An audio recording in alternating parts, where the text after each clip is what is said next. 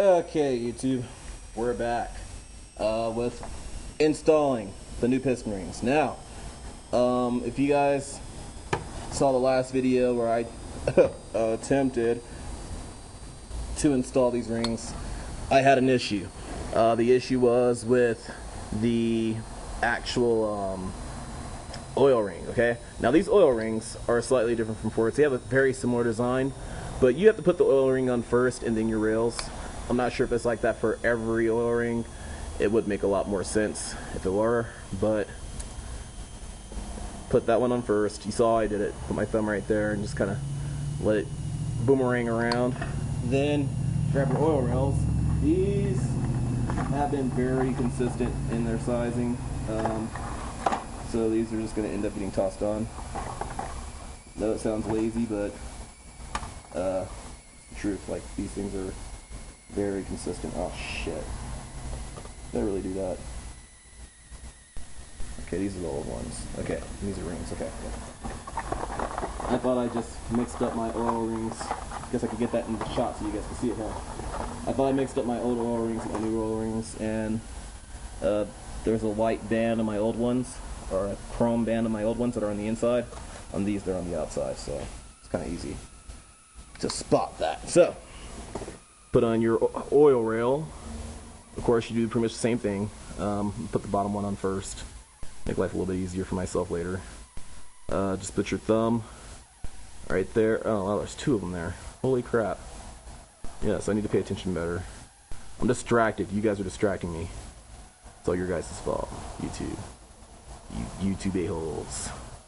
Anyway, lock it on there. Get it kind of in your channel that you're trying to get into. And, God, this is being so complicated right now. There we go. Now, once you got it in that channel, just kind of loop it around.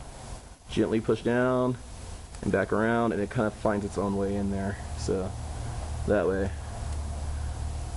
when you let it go, it kind of snaps into place. These are spun cast iron. You are not supposed to be doing these this way. If you can afford to go out and spend the time getting the piston ring installer, make it easier on yourself, I suggest you do it. Now, what I'm going to do to help myself clock these later, because these are the most annoying ones to clock, I'm going to put this 180 degrees away from where I'm working. Okay, just because it'll make it that much easier to clock. Okay, it's a lot less distance to move it that way, and that's essentially it. So again, start off in the ridge and see if we can get that bad boy in there first. Get that one in there first so it's started. It's not going to fit right in there all perfect. Let's get it started. See, it started. And then move it back out. Let the rest of it kind of snap around. The back half will kind of snap down, like so. Now you want to do that. Oh God, I almost took you guys out. Ah, my freaking tripod. There we go. All right. So now,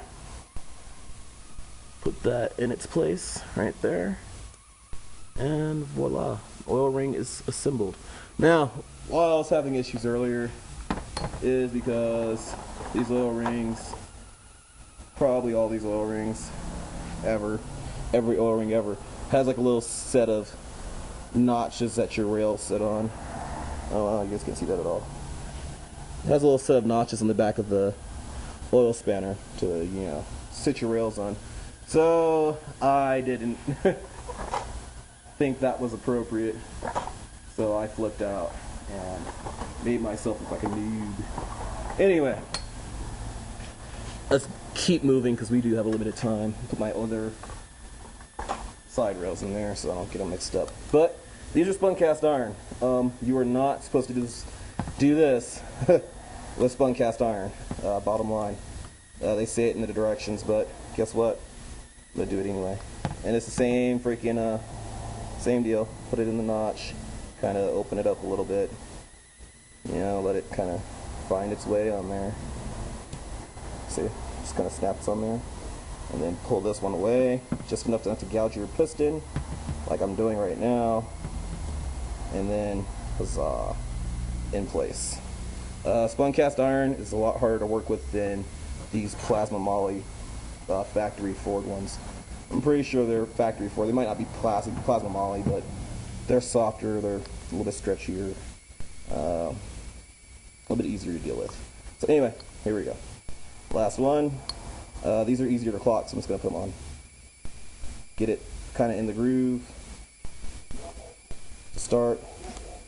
Once it's in the groove, push it around, pull it away from your piston, and boom, in there. Now they say don't do that, but they're not bent. As you can see, they're perfectly happy in there. And that's number 2. So we're probably going to install these 2 first, just to get them out the way, because we have to gap every ring for every cylinder. Holy shit.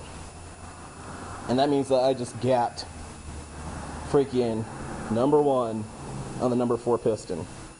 Yay! So which one's ready to go?